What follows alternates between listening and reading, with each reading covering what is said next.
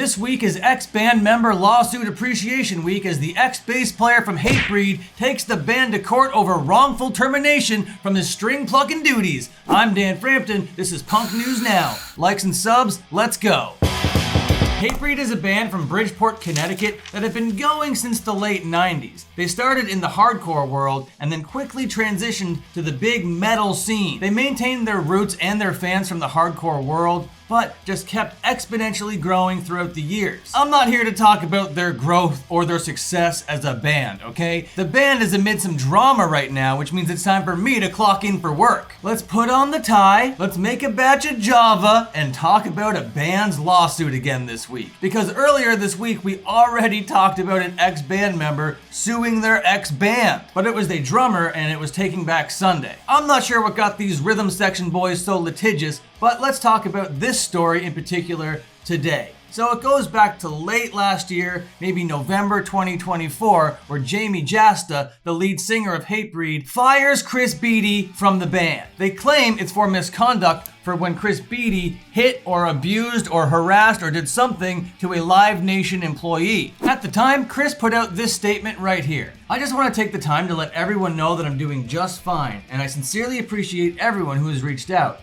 I was under the impression a joint announcement would be agreed upon in advance, but since that was not the case, I wanted to address your concerns in my own post. At this time, I am unable to discuss the specifics surrounding my departure from Hatebreed on November 13th, 2024.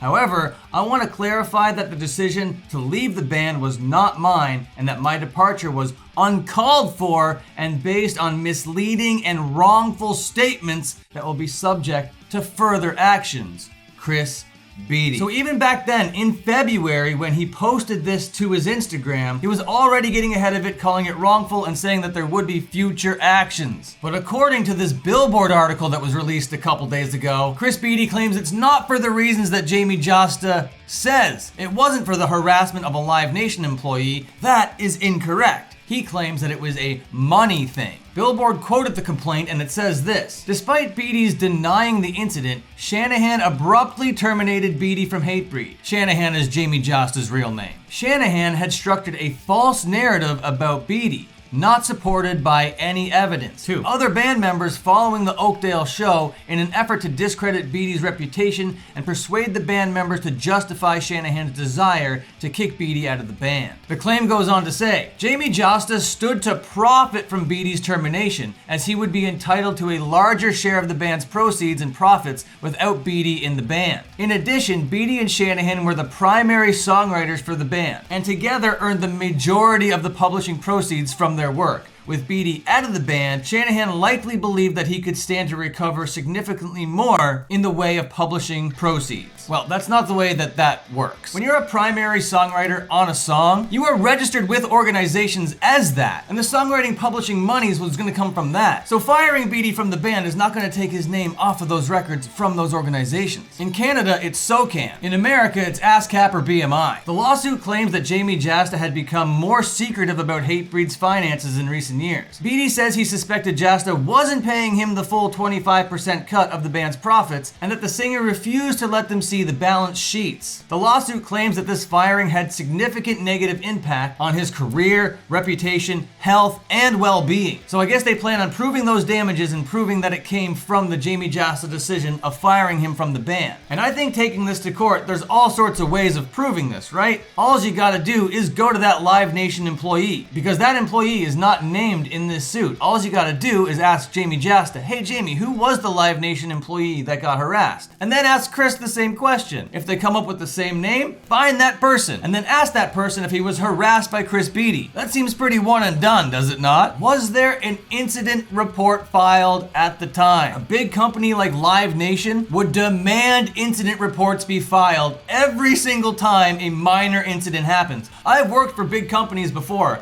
Incident reports are very very important to have. You need a paper trail for when lawsuits happen. So again, I'm not sure if that incident report even exists. I'm not sure if this person even exists. If you can provide that paper trail, and if that incident report reflects exactly what Jamie Jasta is saying, then it's case closed. But I don't think that Chris would go through all of this time and money putting together a case if he was just out there beating up Live Nation employees and it was like so easily provable. That doesn't make a whole lot of sense. And now for my opinion. You know, it's hard to say what's real and what's fake when it comes to this whole story, when it comes to any story really on the internet. And I could be coming from a strictly biased perspective because I just read his lawsuit and I'm like, yeah, it seems like you have a case here. And if Chris Beatty beat up a Live Nation employee or harassed him in any way, and that incident was the incident that led him to getting fired, then I'm on Jamie's side. But there does seem to be some snaky, nefarious things going on with songwriting publishing rights in the back room. Now, I'm unfamiliar with this band's dynamic. Sure, I've been listening to them for a long time, but they've never been like my #1 top band. I don't know all the ins and outs of the band members. I've never been a big fanboy of the band. I'm not sure if this like interpersonal drama has always been a thing, or if there was a predictable boiling point that everything was going to come to, but either way, you hate to see legendary bands that have meant so much for the genre